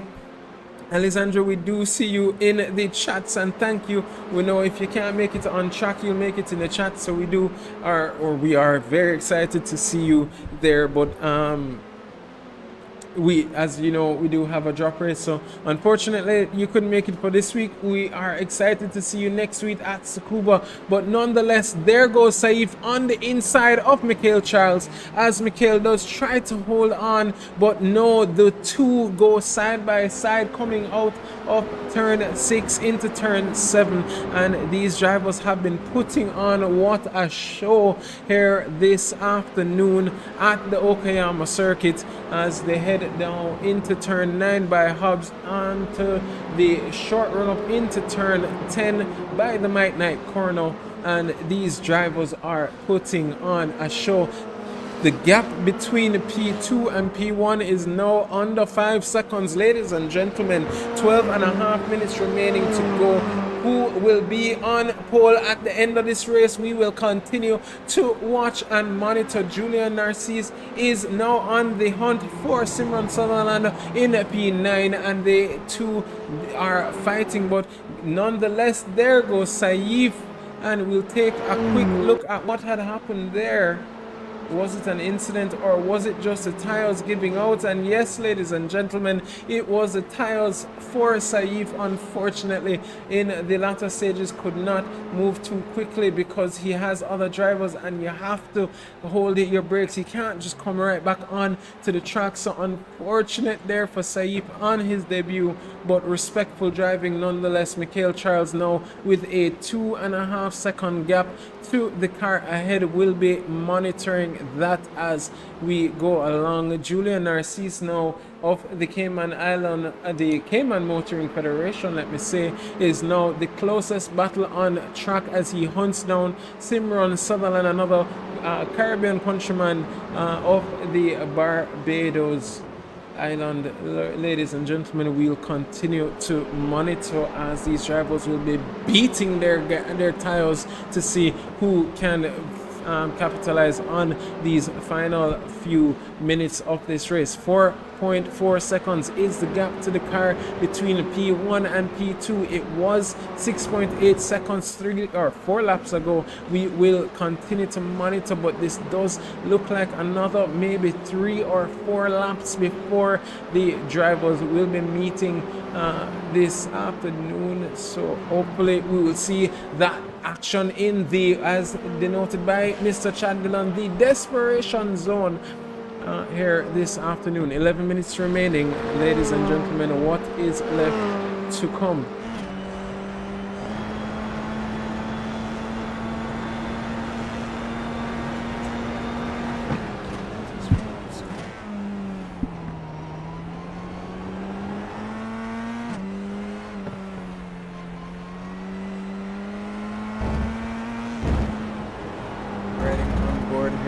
Rodriguez, and if you do notice his windshield, his visor there a little bit dirty. I'm sure that's not how it looks on his screen, as you do have windshield tear off, and I'm sure he will be utilizing his as the race prolongs. But the gap now roughly 4 seconds, 10 minutes remaining to go, and we will hopefully see that fight for P1 come down to the last few minutes here this afternoon at the Okayama Circuit. Ian Lance has dropped off a slight bit here and is now roughly 3 seconds to P1, 7 seconds to P2, 7 seconds to P1, and will definitely be trying, but that gap between Freddie Rodriguez has dwindled to 4 seconds and below.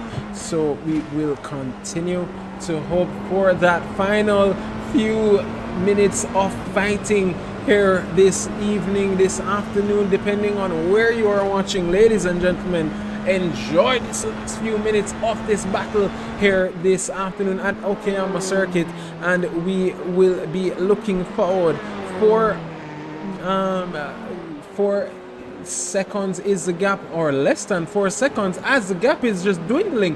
What is happening here, as the gap has dwindled to 2.5 seconds for Jacob, and that gap is now 2 seconds, and 5 seconds is it for Ian Lance. I'm sure Ian will be praying that Freddie can slow down Mr. Jacob Palmieri there for him to catch up in the latter stages of this race. But 3.5 seconds is Ian to Freddie, and 2.2 seconds is the gap to Mr. Jacob Palmieri. Not sure what happened there. We'll take a brief look, and it looks he had a slight off track again at the same corner.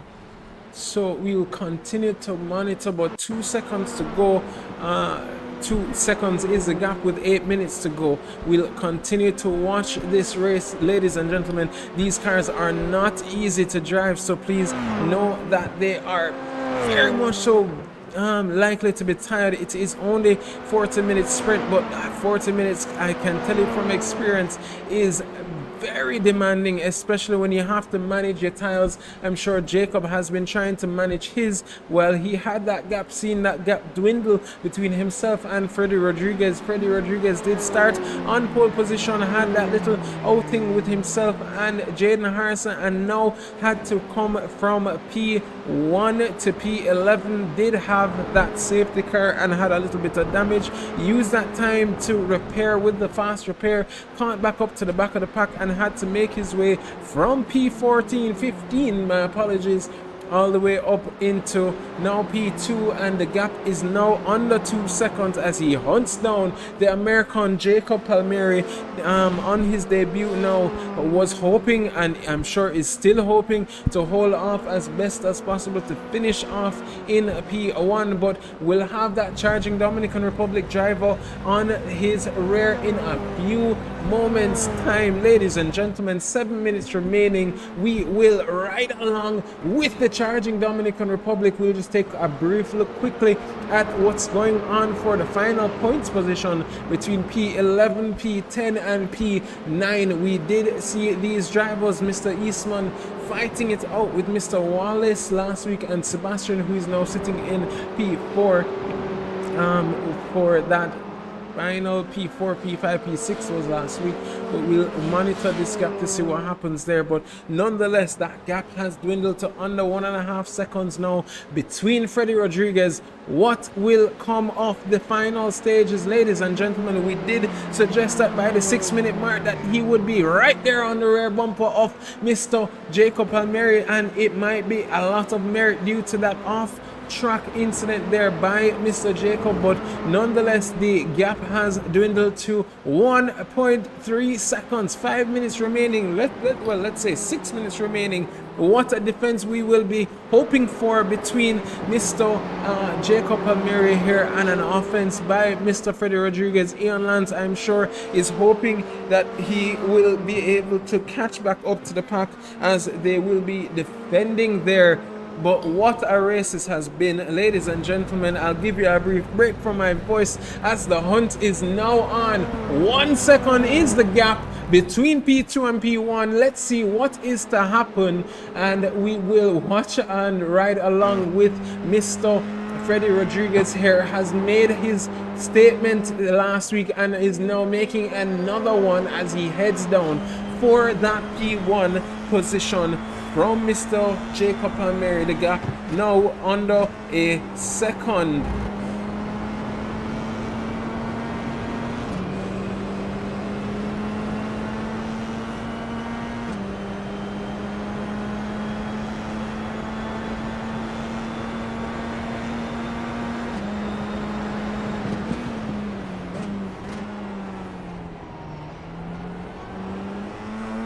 There on the rear end of the American. How will Freddie play this one? He's now done most of the hard work.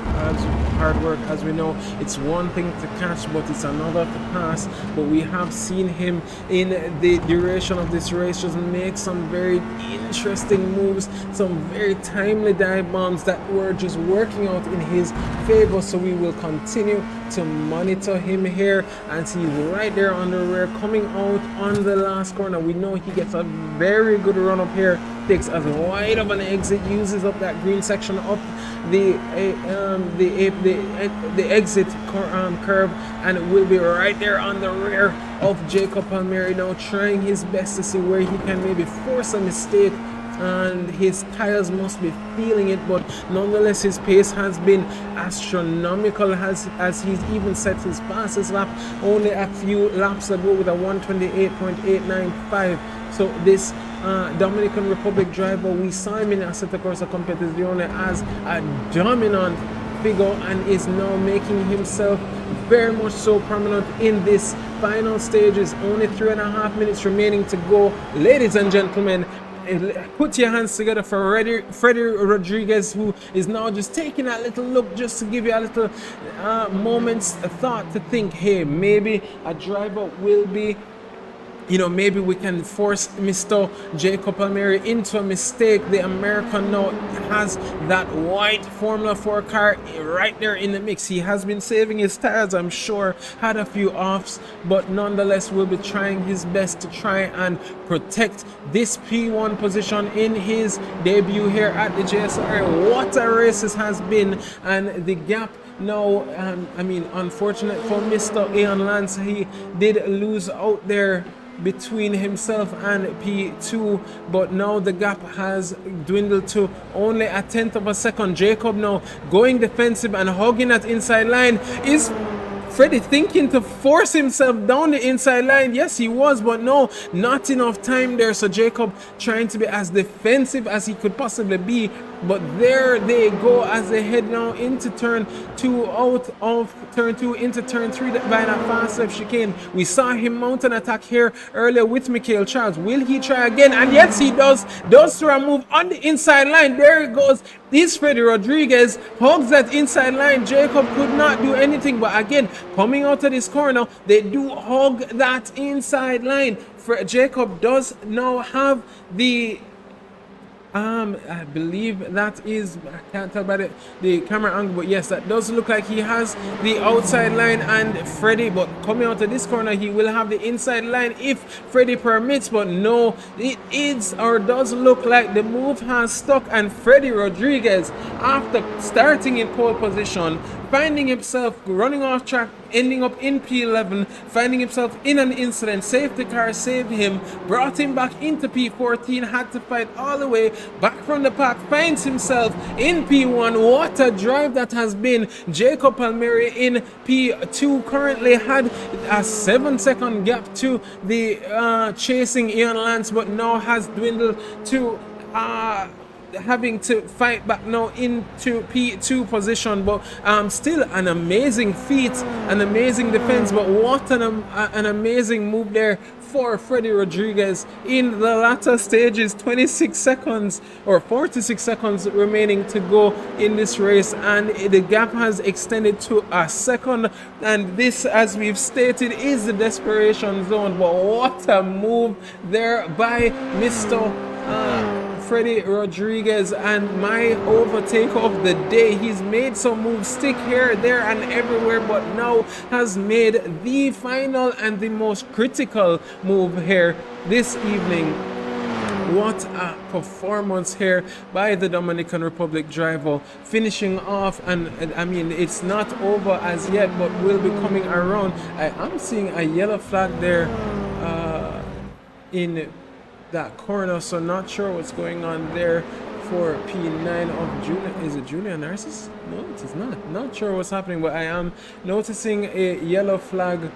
Not sure if a driver is on their roof or who could that be, but we will continue to monitor that, and hopefully it's nothing too dramatic. But as we said, coming around the final two corners is Mr.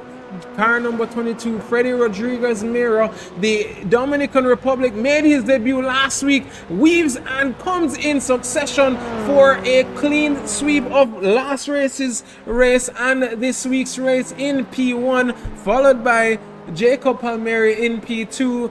Mr. Ian Lance comes around in P3. Sebastian Sedano of Ecuador in P4. Mikhail Charles in his debut in the Formula 4 in P5. Reese and Zabino in P6. Comes around that final corner with Blake Lofty on the American in his debut as well in his very well decorated Formula 4 car in P7. Simran Sutherland, another debut driver in P8. Julian Narcisse in P9 of the Cayman Islands. Kimani Eastman to round out the points finishers in P10. Vasil Faramets is in P11 and will not be making any points. And Saif Rawahi, unfortunate for him there, did put on a brilliant showcase of driving this afternoon, but unfortunately had one too many mistakes. And ladies and gentlemen, as we prepare for the driver interviews between Mr. Lance, Mr. Palmieri, and Mr. Freddie Rodriguez, what a drive by Mr. Freddie. But we will just round the drivers for the interviews, and it does seem as if there was an incident there for Mr. Rawai, and it did seem like he was that driver that we noted that just retired. No, it was not an incident. Not sure what happened there, but unfortunate for him there. But ladies and gentlemen, as I rally the troops for the interviews, thank you so much for joining. Just take a brief moment to enjoy the award from our sponsors here at Ceramic Hair and Emmanuel Boutique. You see almost exponentially more contact between these rivals than in the first race. Had or brand new sponsor Ceramic Hair been a part of this competition, they'd have been getting quite the work order.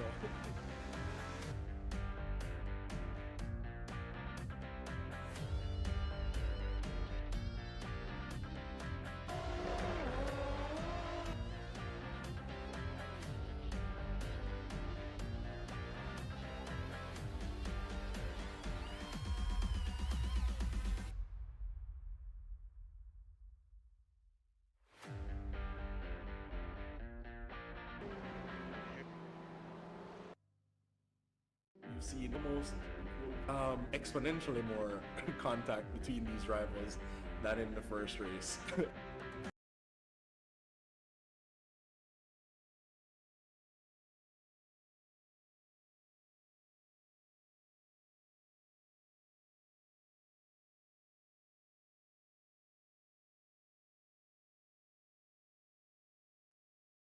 And ladies and gentlemen, we now have Mr. Ian Lance finishing off in P3. What a race there, Mr. Lance. Could you just give us a little bit of a debrief there?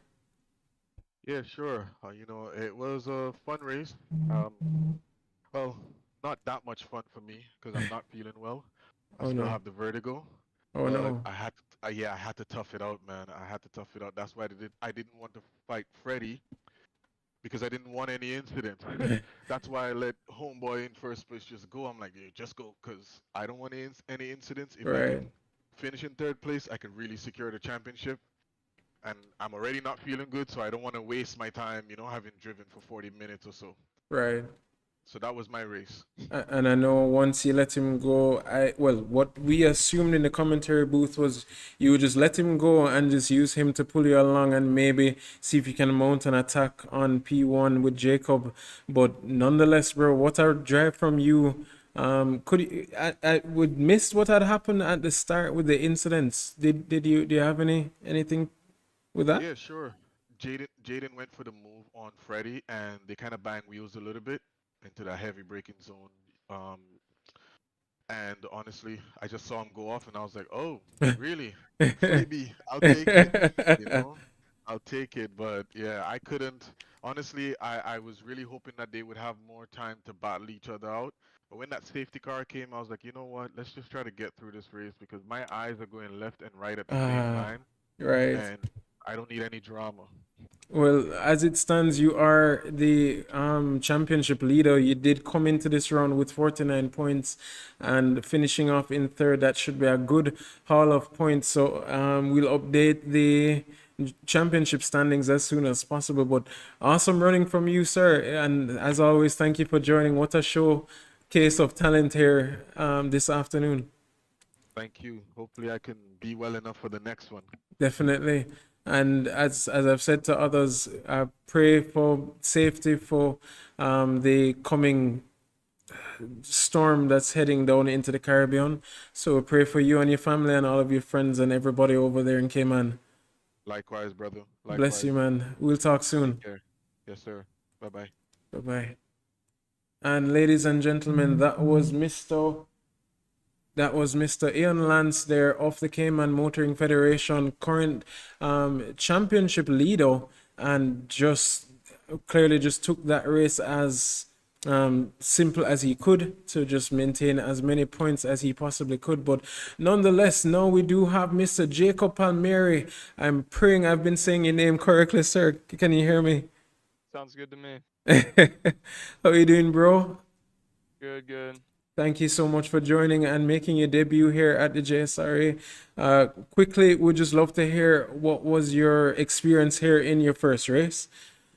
I had a great time. Wish I wouldn't have messed up towards the end, but P2 is not bad.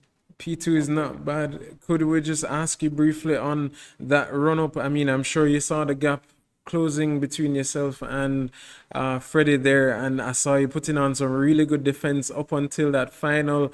I think it was by turn 9 where he just sent the move Yeah. and just made it stick. Could you give us your thoughts on that whole sequence? I had I think turn 9, but a couple laps prior, I had a big slide. Yeah. Was trying to get the tires cooled back down. Lost 2 seconds in that lap. I tried to keep my head down, kept going, and then he sent it up the hairpin at turn 4. It was a great move. I locked up. The tires were. I tried my best. The tires didn't want to go, but he deserved it. He was fast. Man, what a drive by both of you, bro. I mean, even coming out to the safety car, you built up a gap to P2 Ian Lance of 7 seconds, and it looked like at some point you were just trying to manage your tires and just, be as consistent as possible. Even setting your fastest lap of the event with a 129.0. So, I mean, hats off to you, bro, and very excited to see what you can do in the coming stages of this championship. Appreciate it, man. Definitely, and bless you, bro. We'll talk soon. You as well. And ladies and gentlemen, that was Jacob Palmieri of the United States. Was leading the race for the majority of this race after that safety car, and then quickly dismantled by Mr. Freddie Rodriguez, who was just on the hunt for P1. Started on pole position, had that off with Jaden Harrison at the start of the race. Safety car was called. There seemed to have been an incident that caused Mr. Freddie Rodriguez to have to find himself into the pits. Luckily, with a fast repair, made that fast repair and rejoined at the back of the grid, and then had to find himself dismantling the grid one by one by one. Freddie Rodriguez, can you hear me?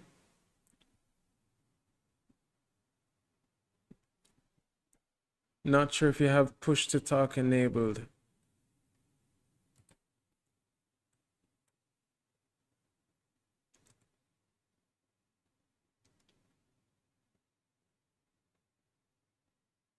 You might have push to talk enabled. I see you unmuting and muting. So, ladies and gentlemen, just give us 1 second as we get through the technical difficulties that we tend to have here. With Hello. yes, Freddie. Yes. Oi, oi, oi. Virgin, what a drive, man! What a Holy drive! moly, What a drive! crazy race. All right, so God, that let's was just funny. start quickly with the beginning of the race there by I think it was after, but heading into turn 2 with you and Jaden Harrison. I saw that you guys had an off-track moment. Not sure if there was any contact, but could you just walk us through what had happened there? Yeah, I was blocking the inside line, and he was so close behind me, and I think he lost his braking marker, and he crashed into me on the back, and that's why I got off the track. And then at that point, I thought I had no rear wing, Mm-hmm. so I didn't know, I wasn't sure, so I just went into the pits. I saw there was a safety car or a virtual safety car of some kind, and then I just went into the pits. Hoping that if I had any damage, it would get repaired. And I went into the pits late, so I got a 30-second penalty. So I had Oh to stay no! there. So I think by the time I came out, I was last, if I'm not mistaken. Right. So yeah, from the mom, it was just getting the head down, and it was crazy. I mean, Virgin, we saw overtake after overtake. We were watching you from you're in about P7 and fighting your way through the pack. But the moment that we all want to hear about Mr. Mr. Freddie Rodriguez with less than a minute remaining in the race, and you did send a dive down onto P1 at the moment was Jacob. Could you just walk us through that whole sequence between even not even just him, but even with Mr. Lance in for P2? Could you walk us through Yeah, that move and then the move with Jacob Palmieri? Because that was my overtake of the day. yeah, that was crazy because I knew I couldn't make any mistakes, Right. and I think Ian, I think I took him after the hairpin. I think I By went on the turn 4. inside, Right. and I think he got scared or something. He gave me a lot of space, so I was like, okay, thank you. Good by him. And then I was trying to catch Jacob, which was really fast, and we And just consistent. Right. hoping he made a mistake or something, and he did. And I saw the gap went to 2 seconds. Like, Yup. oh my God, this is it. I gotta do it right now. And yeah, we got a good battle for the half of the lap, and then the hairpin came, and I was on the inside, so I was like more confident because I had the inside line there, so I knew if I just brake late enough and hug the corner tight enough, and got a good exit, I would be good, and that's exactly what happened. So I'm so happy. That's a hell of a race. Credit. That was one of personally one of my favorite races, so I really hope that the fans enjoyed it half as much as I did. But nonetheless, brother, that was an epic showing from you, and clearly your championship points would have gone up because I believe you have the fastest lap on top of coming P1. So Yeah, that so should P1, fastest lap, and a race win, right? and pole position as well did give you an Yeah, extra let's 5 points. So a really good haul of points for you today, which should put you right there in contention for that fight between yourself and Mr. Ian Lance, who came in with 49 points, I believe. So any thoughts with that? You know, you missed the first 2 rounds, coming in and making your debut last week, and now stamping your dominance this afternoon. Could you just give us your thoughts on the championship? Yeah, I'm I'm just expecting it to get harder because I got some people that want to join the championship if that's possible. So they're really good. So let's see what's gonna happen. Nice, Uh, man. but yeah, this is really good. It was really good racing, and I'm just happy I I didn't have any other incident, and I could push all the way. Man, if this is the quality of racing that we're going to get immediately after the Formula 4, I'm already trying to plan out a GT series. So I'll even reach out to GP Esports and see if they want to send some drivers over as well. And let's see if we can fill this grid out, because this is really showing some really good talent and really good racing, man. Really happy to have you on board with us. Thank you, man. God bless you. God bless, man. And ladies and gentlemen, that was Freddie Miro Rodriguez, the racer out of Dominican Republic, here this afternoon, stamping his dominance last week and showing another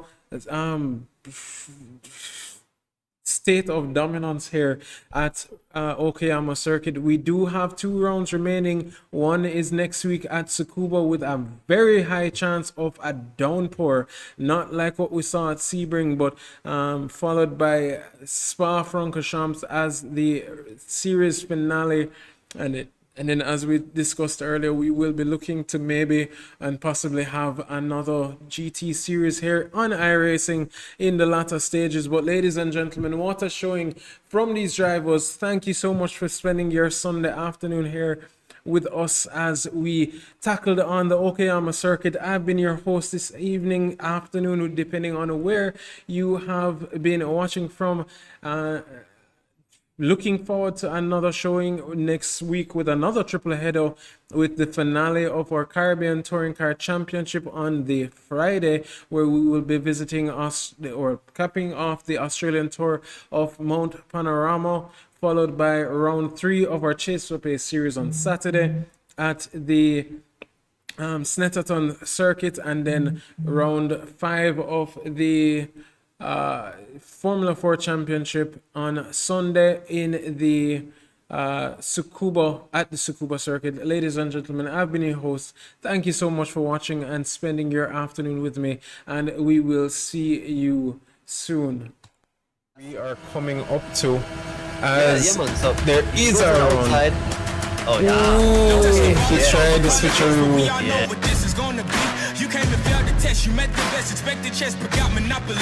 I came and bought you out, I knocked you out, I cropped you out with no apologies. I am the hope, the heart, the fate, the spark, the one who will fulfill the prophecy. I just been counting, never lounging, climbing up mountains, bouncing back. Step in the ring, about you step back. They'll learn hot when I get on the track. I like it louder the most. Watching all these sheep just buy down to the goat. If I can't decide, I'ma probably get both. We done celebrate, but right now I'm a toast. Resurrected Here is Eastman going side by side with Jaden Harrison. Jaden Harrison took him on the inside, but Eastman says no and closes the door. But here he is now about to lose 2 positions heading into the penultimate corner. Now coming through the final corner, can Moss get past Eastman as well?